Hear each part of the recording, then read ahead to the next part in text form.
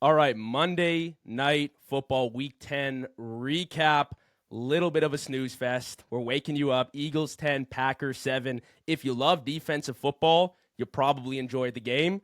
A lot of regular fans love the offensive hype. That's why we're here. We're going to break it all down for you. You know the drill. JV back on the JV show tonight after the terrible collapse of our Buffalo Bills.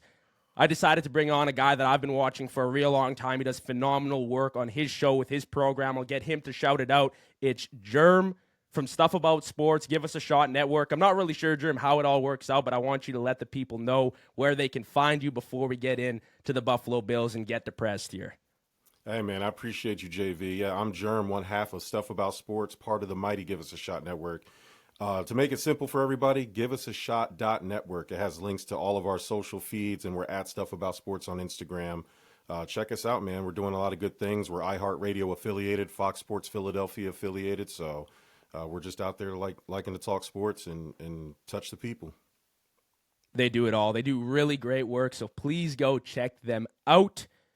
You know the drill. We're back on the show. We're doing a Monday night recap. Jerm's going to be here for the Monday Nighter, and we'll talk some Buffalo Bills. I'll cover the rest for the evening. Before we get things started, I want to shout out my friends over at Big Third Down Shop who have sponsored me this year. They sent me a bunch of cool NFL hats you'll see rotated in the episodes. The link is in my bio to go shop those hats, so please go support them. And Jerm, without further ado, let's talk Eagles. Let's talk Packers before we get to the Bills. Interesting night. I've heard a lot of your takes about Jalen Hurts, Philadelphia Eagles. I'm sure we'll talk about all of that. But first and foremost, I want to get your thoughts on the overall game. Obviously, a little bit more of a defensive battle. Both offenses really struggled, and we'll get into both of those offenses separately. But what were your overall thoughts on the game tonight? Like I said, a little bit slow. I don't know. I don't think we learned too much. I thought everything that I knew heading into the game was exactly what I saw personally. Yeah, it felt like an old school, like heavyweight boxing match, right? Just slow and sluggish, and then at the end you got just a flurry of whatever happens, and then somebody just ends up winning. And it just honestly it just came down to mistakes, and it was good, like you said. We knew that both defenses were good. Jalen Phillips, the new acquisition at the trade deadline for the Eagles, had his hands all over this game, and you could definitely tell put kind of it kind of rattled Jordan Love, but it was honestly a tale of two heavyweight defenses and then offenses that were trying to figure it out all game. And the Eagles were able to just make that one play, right? The Devonta Smith touchdown. We're able to make that one play that makes the difference.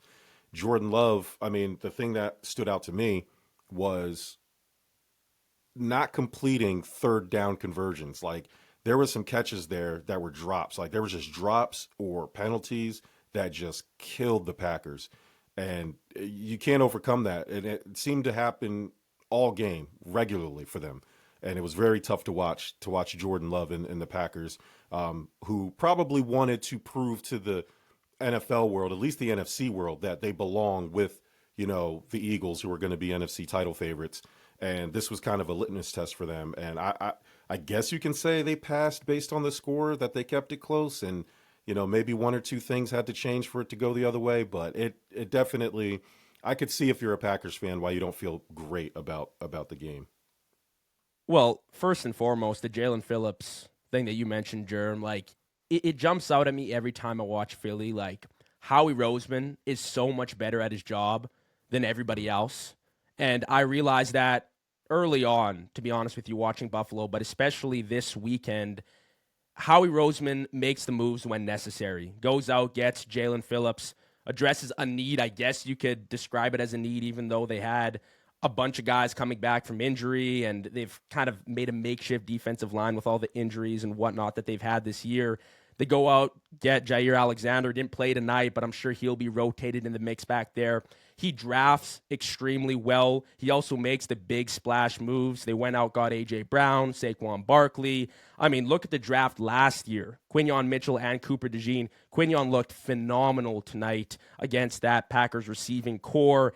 He does it all, and he's not scared to make the moves, and he's also not scared to move on from guys that will hurt the team. Despite having great relationships there, they moved on from Slay in the offseason, and although they can use some of those guys, it seemingly feels like they could have used him at points this year.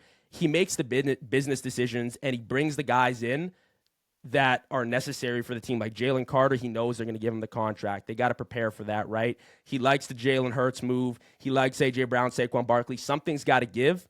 He always seems like he's making the right move, letting the right guys go, and it's frustrating to me as a Bills fan. I'm sure it is for you, Jerm. We'll get into the Bills in a little bit, but just to watch a GM that knows what he wants, and he goes out and he does it, and he makes the move. He's got huge balls, man, and I love it.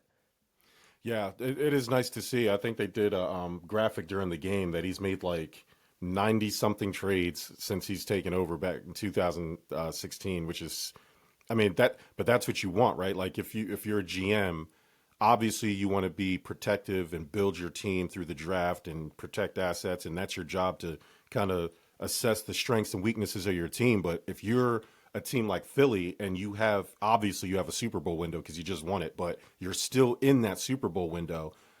Yeah, okay, man, we're trying to win right now. We don't need to safeguard picks. They're not winning lotto tickets like Brandon Beane seems to think about the Bills draft picks. You know, you can't have 1 foot in the water and 1 foot out of it. Like you're either in or you're out. And Howie Roseman has proved time and time again, one of the few things I respect about the Philadelphia Eagles is their front office, is their general manager, is that he's not scared to say, okay, what do we need? I'm going to go get it no matter the cost. And it's as a Bills fan, it sucks because like you want that. Like everything that the Eagles have, you want. And the Eagles, you know, other criticisms can be made.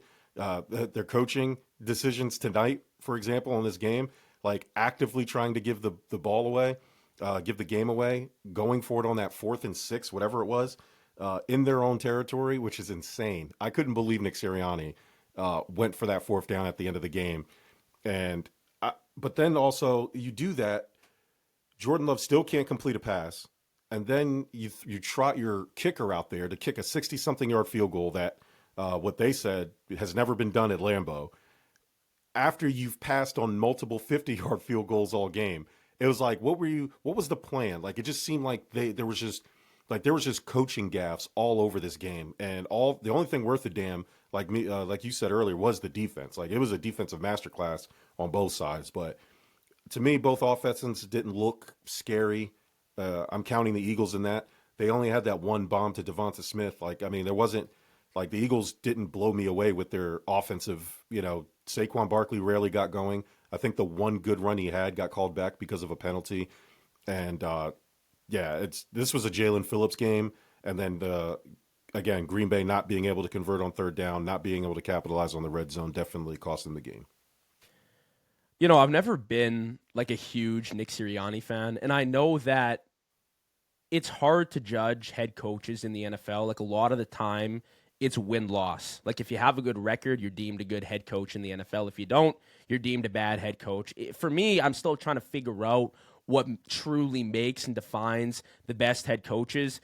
But when I look at Nick Sirianni, I feel like Sirianni is along for the ride rather than being like the guy. You know, I look at Vrabel and I think he's an organization shifter. I think Sean McVay, organization shifter. Like there are some guys, I don't really know what it is. Like I'm still trying to figure it out, but I just watch them, the way that they talk, they deliver what they want to say, the way that they coach.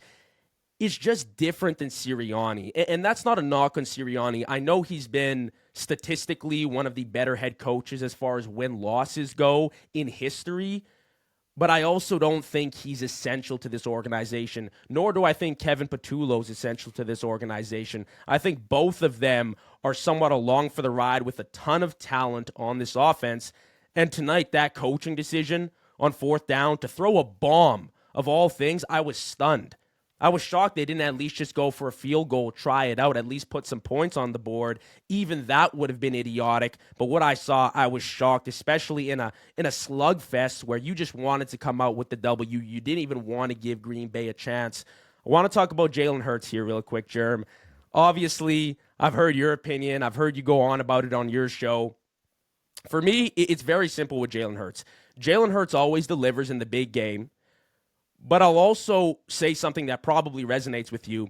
I also don't think he has an elite arm. He throws a really nice deep ball. That's for sure. Everybody knows that. He can drive the ball vertically down the field.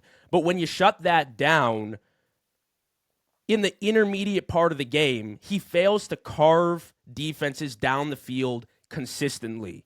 I feel like it's very big play reliant. That's not saying that he can't complete a ball over the middle, but he doesn't do it at the same caliber of a Matthew Stafford or a Joe Burrow. Now, he obviously has the athleticism over them, and when you need a play to win a game, it seems like Jalen Hurts always delivers.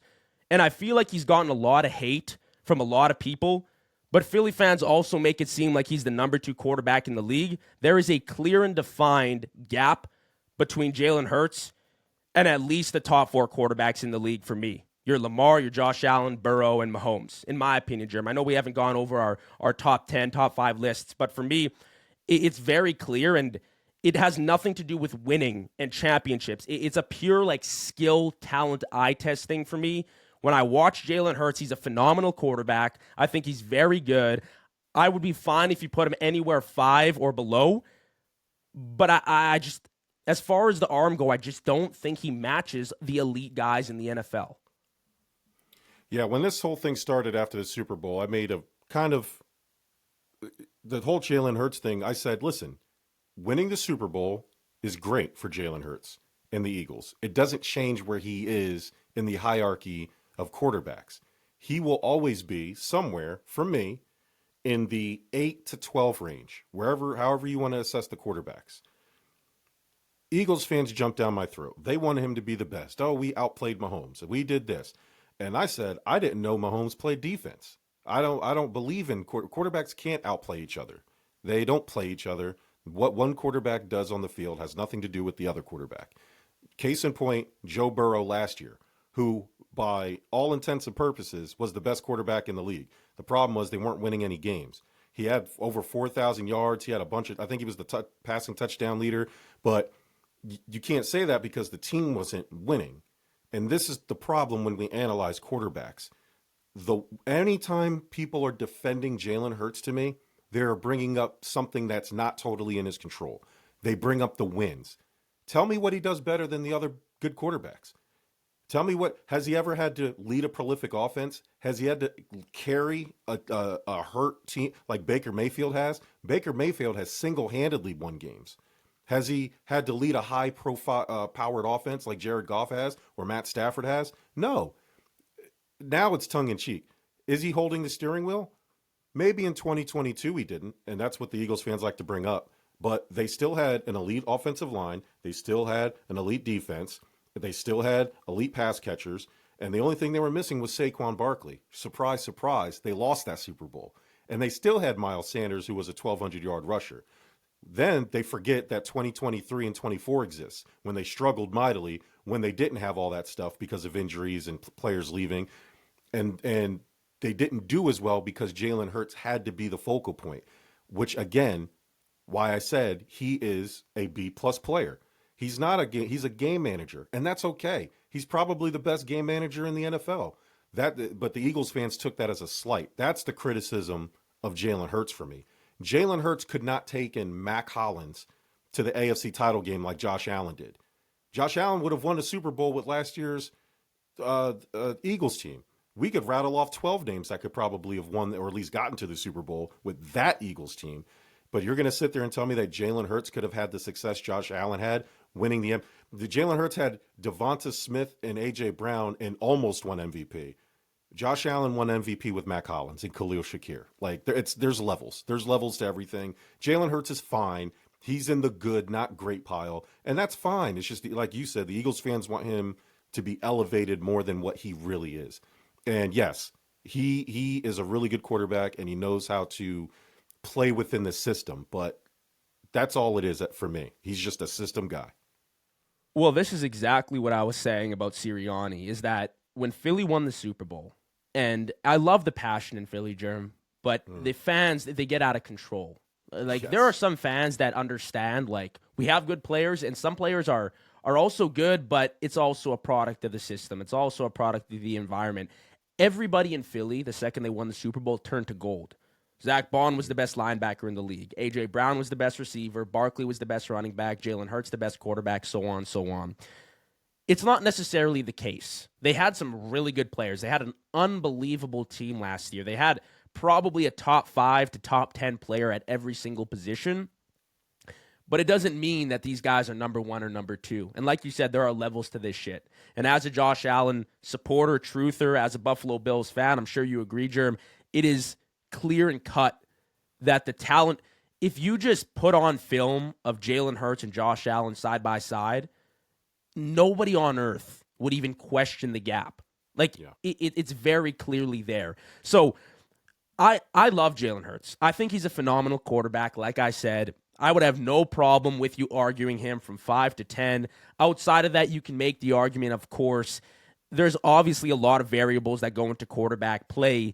But from an arm perspective, I just don't think he matches up with a guy like Stafford, who's 37 years old and throws 4 touchdowns for 3 straight weeks with no interceptions and just dissects defenses with his eyes, with his arm, everywhere. It's shocking what he can do. So that was my take on Jalen Hurts. I'm happy that we're kind of on the same wavelength there. On the other side of the ball tonight, the Packers, this Packers offense is still so far from elite, in my opinion. A lot of people were going crazy about it to start the season. They started off super hot against the Lions.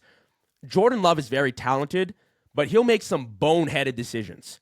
He's made it in the playoffs time and time again. Tonight, once again, with the fumble, which didn't really result with anything, but still just very concerning. I don't 100% trust his decision-making in the big moments.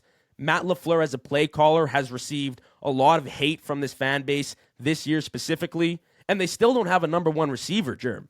They've drafted year after year trying to fix the hole that Devontae Adams left, and they've missed and missed and missed. They've found some role players, but Matthew Golden, once again, seems like a guy that'll fall into that wide receiver 2 category, and they'll keep circulating them until they find their guy. It's kind of weird, and people love to pin the Packers as this elite team in the NFC. I don't think Green Bay is an A-tier team, in my opinion. I think they are, although they kept it close with Philly tonight at their best, I just don't see them stacking up with Philly. They're a good team, but I think the Micah Parsons deal blew things out of proportion a little bit for fans and for people who expect a little bit more here. They're just too inconsistent. They put up 10 points against the Browns, 13 against the Panthers, 7 against Philly. Elite teams don't do that. At least not the elite teams that I know, Jerm. Yeah, I think, the Packers defense is A tier, and then I think the offense is C tier. So now you get a B team, a B tier team. And I don't think that's going to be good enough because in the playoffs, those are going to be where the elite teams go. So you're going to get more of the same once the playoffs. Yeah, they'll win a couple more games and the defense will probably handle it, but they're too reliant on Jordan Love making a play when things break down. And as we saw tonight against an elite defense, he just simply can't do it. The ball security was one thing. The play calling was another.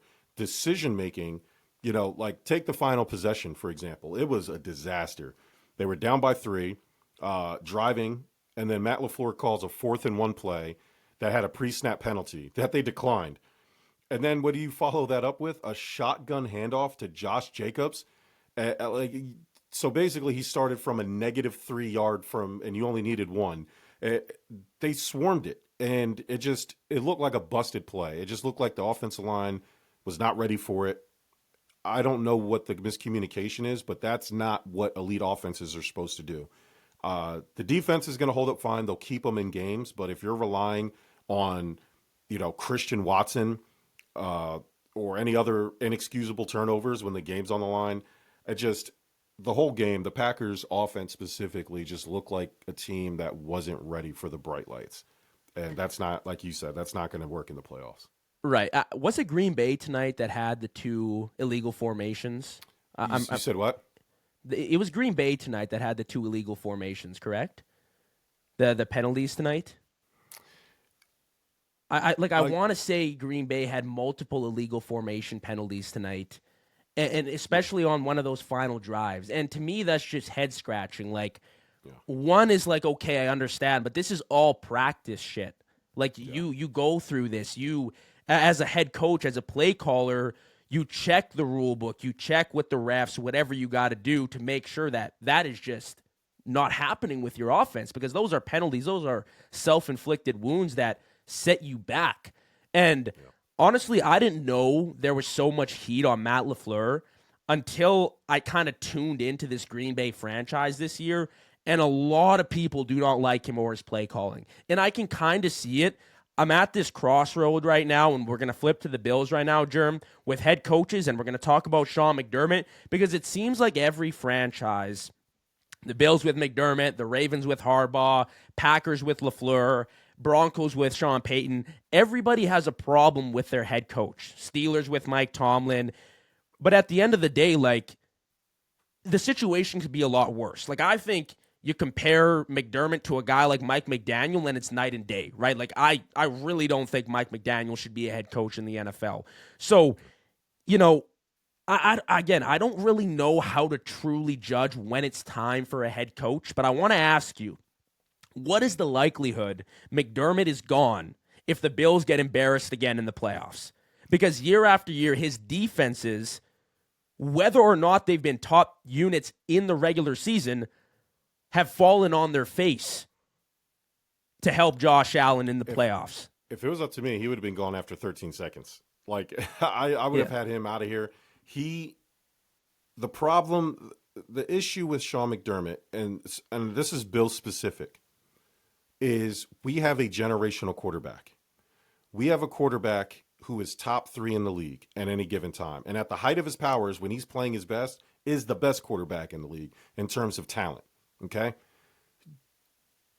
Too many times when you have a statistic that in the playoffs, Josh Allen has left the field with the lead or the game tied, meaning coaching and defense is what's losing in these playoffs, and you're supposed to be the coaching genius, the coaching guru, and it's been several years now, you have hit your ceiling to me. And teams like that, and then when you compound that with a general manager who, unlike Howie Roseman, is trying to hedge his bets and trying to outthink himself and hold on to draft picks. And, you know, this whole notion that we tried to trade for Jalen Waddle and Quinnen Williams, 2 division opponents, best players, that's a cop-out. The Jets and the Dolphins are never going to trade players to the Bills, period. And part of me doesn't even believe that story. That is something that was put out there so Brandon Beane could justify that he tried to do something at the trade deadline. That, to me, that is a cop-out. That doesn't even make sense. Why would you try to do that, knowing that they're not going to trade with you? These teams don't like you. This is not the Browns and Bengals situation with Joe Flacco. Like, this is the Jets and the Dolphins are not trading with you. And we are wasting the talent, and we're going backwards. Like, Sean McDermott is the worst situational football coach in the NFL. He cannot coach situational football. Their strategy every week is Josh Allen save me, and I'm tired of it. Josh Allen is tired of it. Look at his body language. It's to me, and this team is, I don't care what the record is. Yes, it's 6-3. That's what the Bills fans are telling me in my con. Duh, relax. It's a bad game. It's not a bad game. I'm not reacting to one bad game. I've seen this story before. We've done that. I don't need to believe. I've believed for the last 7 years when McDermott was here. I'm done believing now. It's over. I don't want to believe anymore, because this is not only the worst team. And what do you follow up with? You follow up with Mecole Hardman. Is that the guy? Like, we need a wide receiver 1. We don't need a 6th wide receiver 3. Like, I don't understand the thought process. If in the perfect world, Brian Daboll got fired, he would be Wednesday morning. He'd be at One Bills Drive as a offensive assistant advisor, and hopefully taking over Joe Brady's job when Joe Brady goes and coaches the whoever next year. And then I would love John Gruden or Robert Saleh. Since 13 seconds, we could have had Brian Flores. We could have had we could have had Mike Vrabel. Like, I screamed for Mike Vrabel when Tennessee let him go and said, yo, Sean McDermott sucks. And Vrabel, I'm a Sixers fan, obviously. Sean McDermott reminds me of Brett Brown when the Sixers were tanking. Brett Brown wasn't brought in to coach that team to a championship. He was brought in to build culture and take a bunch of bum players and make them care and build a culture that a franchise player that you draft can be fostered and take over the team. He, like Sean McDermott, won 50 plus games every year, was one of the best teams in the East, and consistently made the playoffs, but always fell apart in the playoffs, just like Sean McDermott, because guess what? He is not a playoff winning coach. He's a franchise building coach. The franchise is built now. It's time for you to move on, and it's time for us to get a coach that knows what winning's like. And we need somebody who is not scared to hold players accountable, not scared to just hold players out on the injury report and play. I call him save a stroke Sean. You have a quarterback who is 6'7", and on 4th and 1 in your territory, you're kicking field goals or you're punting instead of running a QB sneak. The best red zone threat you have is Josh Allen. Run him. And it's frustrating to see that he's still not making these adjustments for one of the best quarterbacks in the league. Sorry that was so long-winded. No, I feel the exact same way, Jerm. And year after year, the Bills show up to the playoffs. McDermott shows up to the playoffs, and he gets out-coached. Andy Reid, from top to bottom, outclasses him. And it's honestly, like, embarrassing to watch, but I can't imagine how Andy Reid feels when he shows up to the playoffs. I imagine he's licking his chops, looking at McDermott, saying, we do this year after year, and when push comes to shove, we dominate McDermott every single year.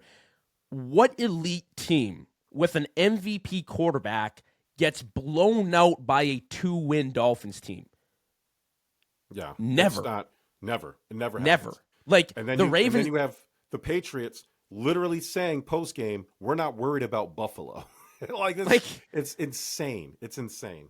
I understand, like, if you get blown out and you're an elite team, like the Ravens this year, I'm pretty sure they got spanked by the Lions pretty bad. It's like, okay, the Lions are a pretty good team this year. They're very talented.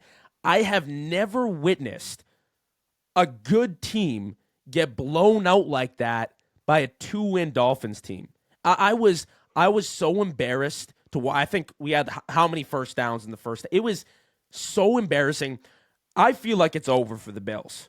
I'm starting to really lose hope because Josh Allen has been all we can work with. Like, it's been Josh Allen or nothing for years. And I know we had Stephon Diggs, but it's really been always on Josh Allen. First of all, we refuse to use James Cook on third down, which really frustrates me. It is so baffling to me that we do not use James Cook on third down.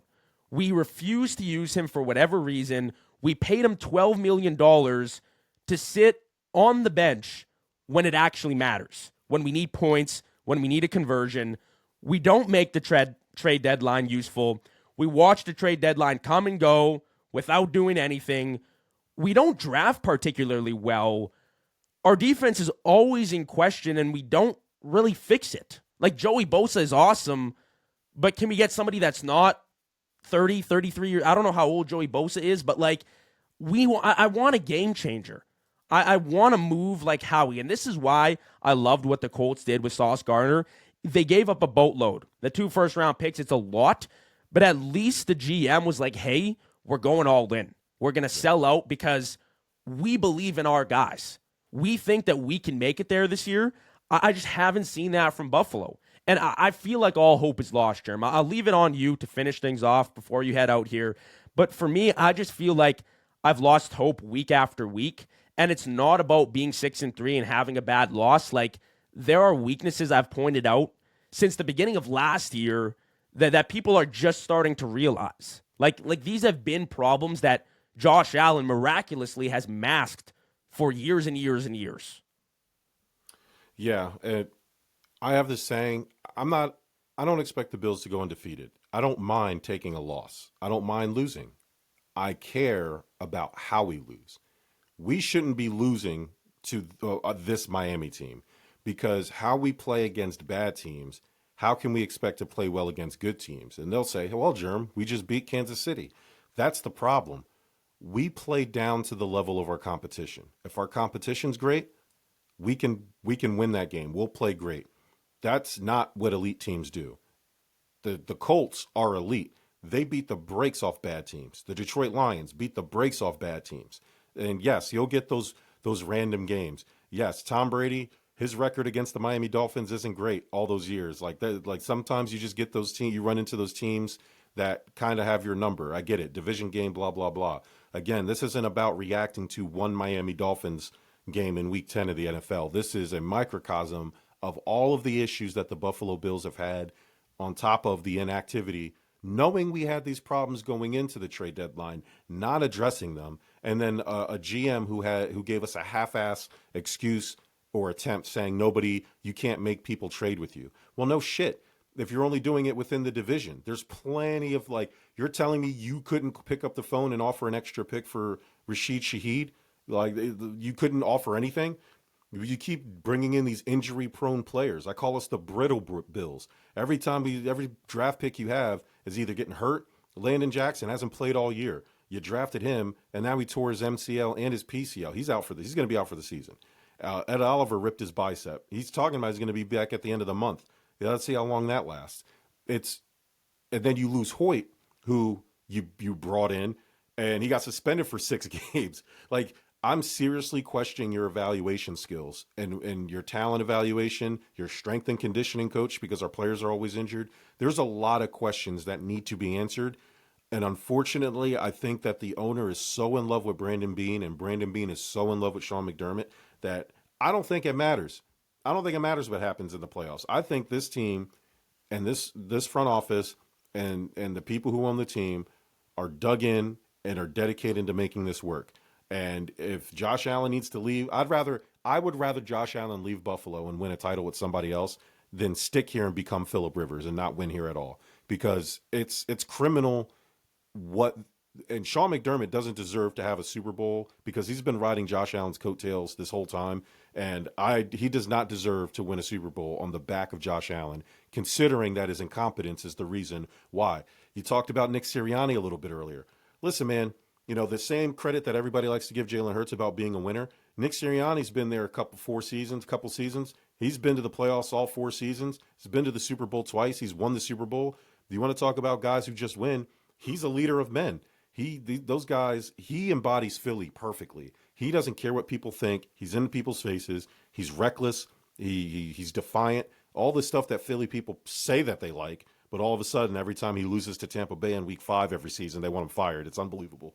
But if Nick Sirianni was the coach of the Bills, we'd be in the Super Bowl. If we had a Dan Campbell, if we had a Mike Vrabel, if we had some of these guys that are just fire, brimstone, and not somebody who's clapping in a motivational speaker. We don't need a camp counselor as coach. We need a fiery head coach to push these guys to the absolute limit. And Sean McDermott has proven time and time again he's just not that guy. All right, let's move over to Sunday Night Football. Chargers 25, Steelers 10. Before we get into Chargers and Steelers, I want to talk about something. I had the game going on in the background, doing some editing, putting out the Sunday afternoon pod. If you haven't seen that yet, go ahead, check it out. And I'm listening, and I'm hearing the commentary. It's the fourth quarter. Chargers are up, and Chris Collinsworth is talking about the Chiefs. Chris Collinsworth must be a closet Chiefs fan. He must have the logo tattooed somewhere on his body because he loves them. And this is what makes KC and Mahomes so insufferable, is when the Chargers and Steelers are facing off on Sunday Night Football and Justin Herbert is having a phenomenal day despite no offensive line. There is so much to talk about, yet Chris Collinsworth is talking about the Chiefs. Not the undefeated Chiefs, the 5-4 Chiefs who aren't even in the playoff picture. I was shocked. And this is a weekly occurrence on Sunday Night Football. Always Mahomes, always KC, and it gets out of hand. It's annoying. When the Steelers and Chargers, 2 unrelated teams, I guess the Chargers divisional, whatever. It is horseshit that he goes on and on about this franchise and clouds the broadcast for no reason. This is why people hate KC. And I was stunned because I was trying to focus on the phenomenal night from Justin Herbert. Justin Herbert has played elite football despite no offensive line. He is such an elite talent. He is the true eye test quarterback. When you watch him play, the arm talent, the physicality, the athleticism, he checks every single box. He can take over games. He is a game changer. And what he's done with teams that have not been equipped to win Super Bowls or even win playoff games is pretty damn remarkable. He's a top 5 talent in the NFL as far as quarterbacks go. You can't change my mind. He takes over games with his arm. He is the prototype quarterback. He's got a great build. Like I said, he does it all. He's never had the team to do it. He's never had the supporting cast to play complementary football and go all the way. They get him an offensive line. The whole thing seems like it's on IR right now. Slater and Alt, both on IR. I feel bad for him because he deserves so much more. If he had a team like Philly, I can't even imagine how many Super Bowls he would have to end his career. But because he plays in LA, where football really isn't the priority, let's be 100% honest, he'll probably end his career with no rings, with no championships. Just a really good quarterback that never had the team. Kind of like a quarterback that played in San Diego for the Chargers. Phillip Rivers. You know what I mean?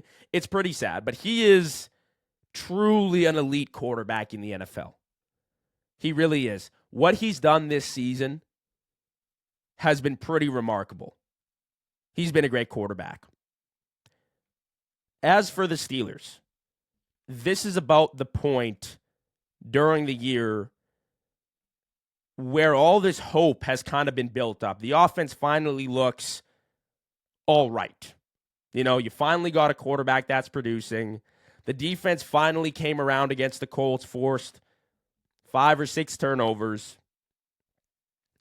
And now in comes the 9-8 feeling, the 9-8 emotion of all right, we didn't look too good against the Chargers.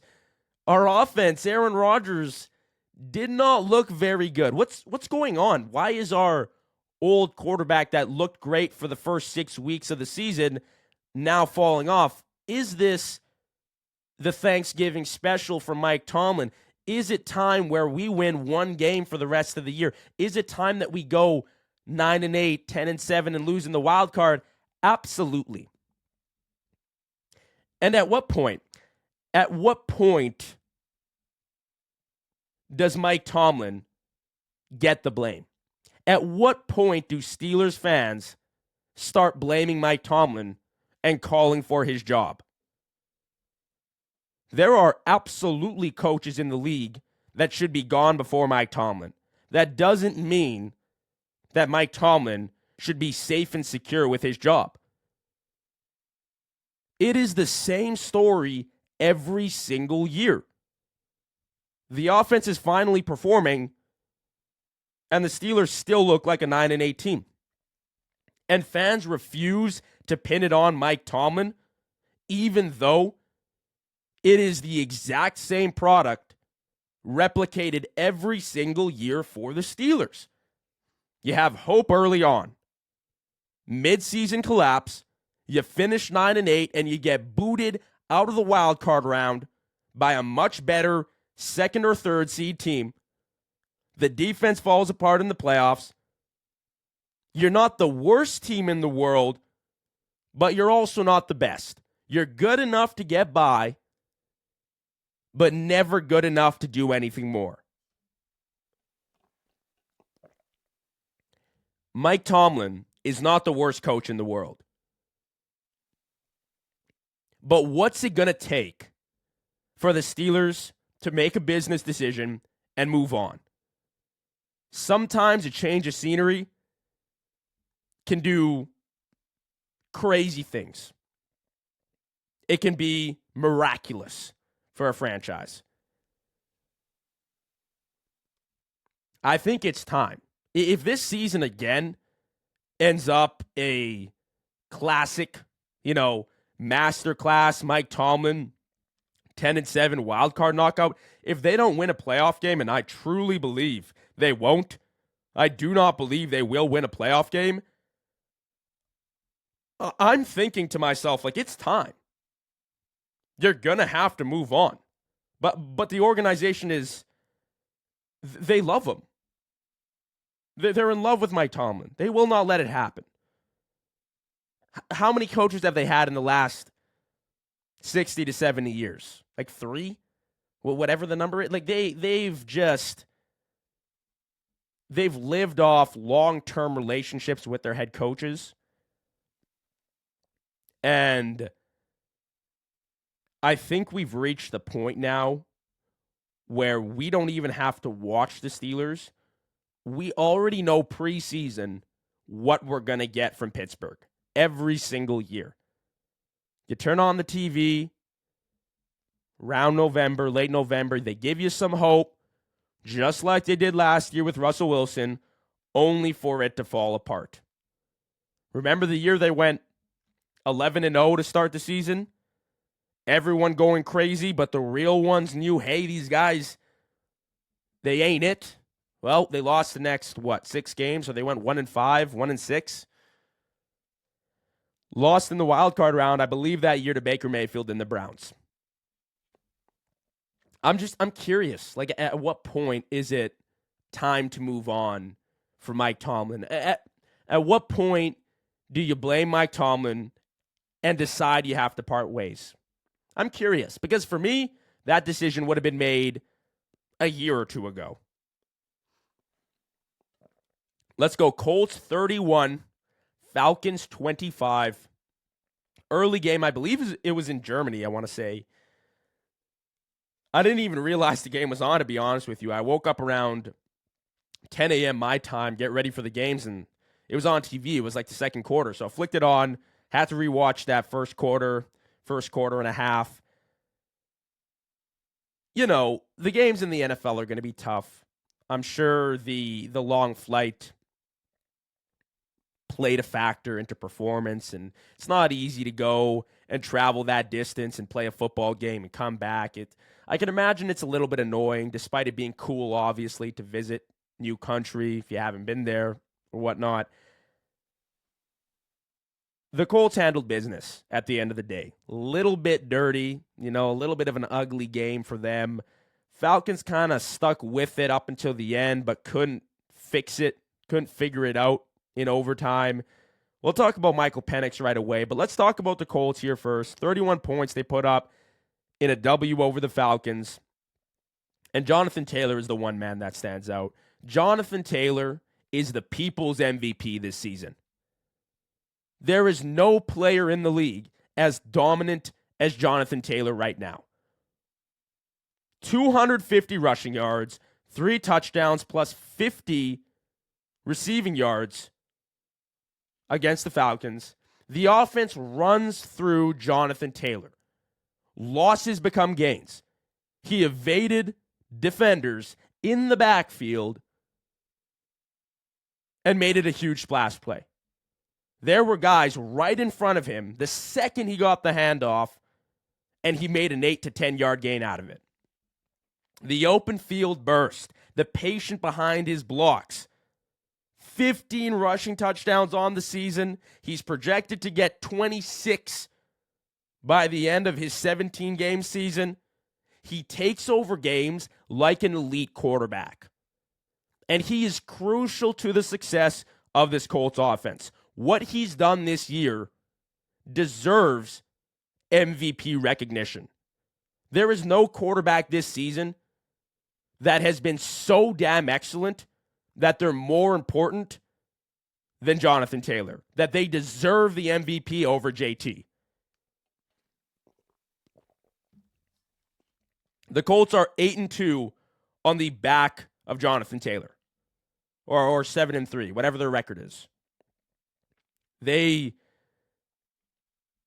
run through JT. He is the offense. We've seen the struggles that they can have when the pressure is on Daniel Jones to go out there and win with his arm. And that's no hate or I'm not slandering Daniel Jones. It's just the reality. They're a run-first team because Jonathan Taylor is a game changer.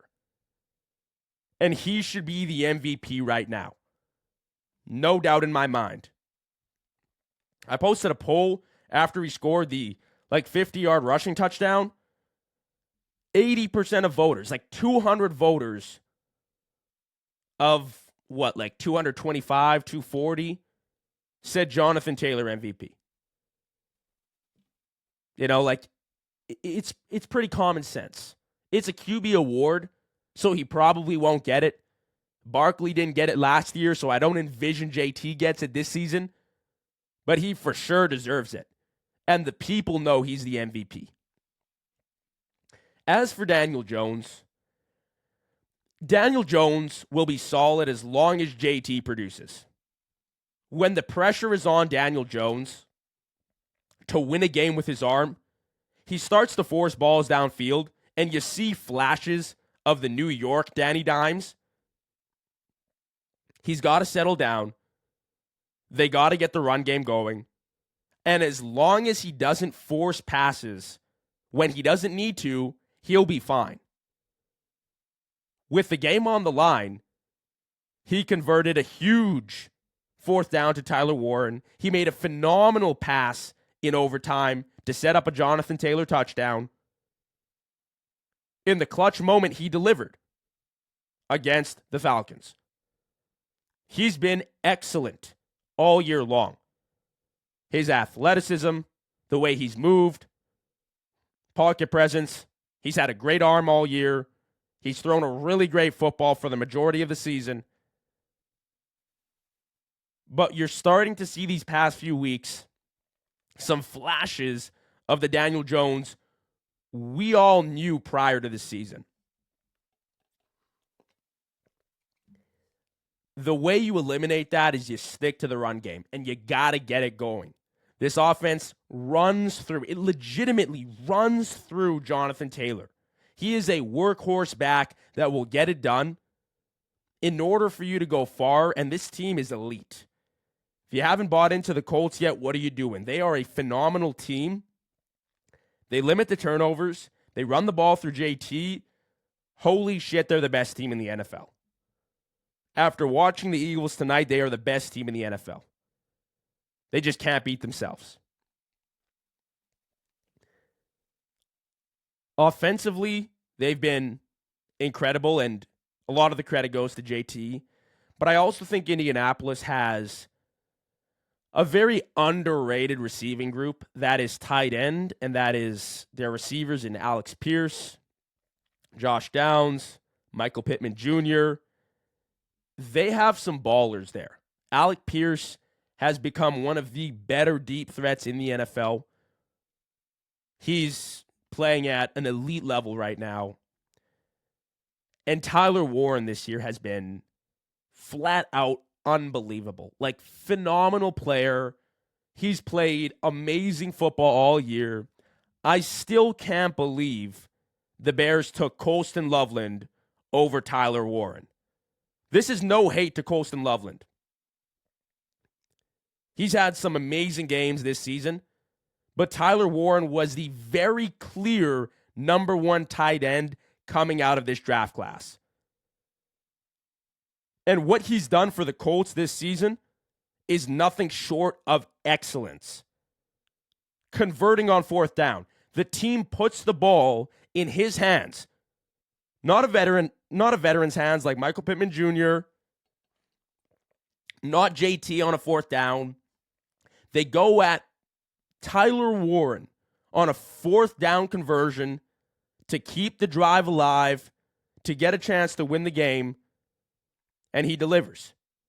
He's a receiver. He's a running back. He blocks great. He can play quarterback. He does it all. He is one of the most versatile players in the NFL. You can't take him down. He's great with the ball in his hands. He's a solid route runner. He's a big guy, blocks very well. The clear number 1 tight end in the draft was Tyler Warren. And every single week, I am stunned that the Colts stole this guy away from everybody in the draft. That let him fall down to number 14, I want to say. I think they picked 14th in the draft, if I'm not mistaken. It wasn't just the fourth down conversion where Daniel Jones, it was covered too. There was a guy just waiting for him there, and Daniel Jones gave it to him, and he delivered. In overtime, the grab he made over the shoulder, arms reached out, it was phenomenal. And that set them up for a JT game-winning touchdown drive. He's been that guy all year long. And every time I watch him ball out, I always remember hearing the Bears go Colston Loveland, who's been very efficient the last few weeks in the Ben Johnson system. They've tried to get him more involved, which is great. I think he's going to be a great player. But no doubt in my mind, should it have been Tyler Warren as the number one tight end off the board. Falcons, on the other hand, the defense has been a lot better this year. And they did well in the draft, going after Walker and James Pierce, and they've put great pressure on the quarterback this year. But it's been a disappointment. Now, I know they're still carrying the burden of the Kirk Cousins $40 million contract and whatnot. But, I expected a little bit more from the Falcons, I feel, this year. Michael Penix won't ever hit the elite category. In my opinion, he'll just never get there. Clean pocket, he can deliver. He's got a rocket for an arm. He's a gunslinger. He's a young quarterback that can run the offense, but there are two main concerns. One is his consistency. Can he deliver for a full season in the playoffs? And two is his playmaking. Because when the pocket collapses, he doesn't provide much. I don't ever see him reaching that elite category of quarterbacks. He was 12 of 28, 170 yards, a 76 passer rating. The timing was off with his throws, and that can be improved, but I think inevitably he'll hit his peak with his athleticism and his playmaking. And he'll max out as at best, top 12 quarterback in the NFL. I don't ever envision him being top 5, top 8, top 10. I hate to hate on quarterbacks, and I don't even think this is hate. This is just me being brutally honest, because I think he's a good quarterback. I think his floor is a lot higher than some other young quarterbacks. I don't think he'll ever be the most talented guy. I don't ever think he'll be a game changer as far as playmaking goes. I think he'll max out at some point. And I think we've kind of seen that. He's made some phenomenal passes and some great plays, and he's had strings of plays where you're like, wow, this guy can run the offense really well, and he's got weapons, and they're moving, but I just find it hard to believe that he'll be a true game changer, playmaker. I just don't see it. Speaking about guys who I'm a little bit lower on, and I'm going to finish off here with Texans 36, Jags 29. First of all, Davis Mills, credit to you, 29-10. Jags were winning in the fourth quarter. Drives them back, wins the game. Awesome. Texans are, I think, 4-5 now. They got a shot, but I don't think they're serious. Not much to say there. The Jags started off incredibly hot when they took down the Chiefs. I think everyone was jumping on the bandwagon. They thought Liam Cohen there, Trevor Lawrence looking better, Travis Hunter's starting to find his groove. BTJ was having struggles, but the defense was awesome. Not turning out to be the best story that we thought. Not turning out to be exactly what we anticipated, I'll say, from this offense, from this team. I hate to say it, but can we officially label Trevor Lawrence as a bust, considering his projection? Like, he was supposed to be the best thing since sliced bread. He was supposed to be the next prodigy for the NFL. And I don't think he'll ever hit that landmark. His pocket awareness is just terrible. He runs right into defensive tackles. He cannot sense pressure coming off the edge. And he is a turnover machine. He's looked good at several points during the season. Liam Cohen is clearly helping his development. But no prodigy is going 13 of 23 for 150 yards, a touchdown, and an interception in his 5th year. Like, it's just not happening. I watch, I observe, I just don't see it. He's making $55 million per year for what?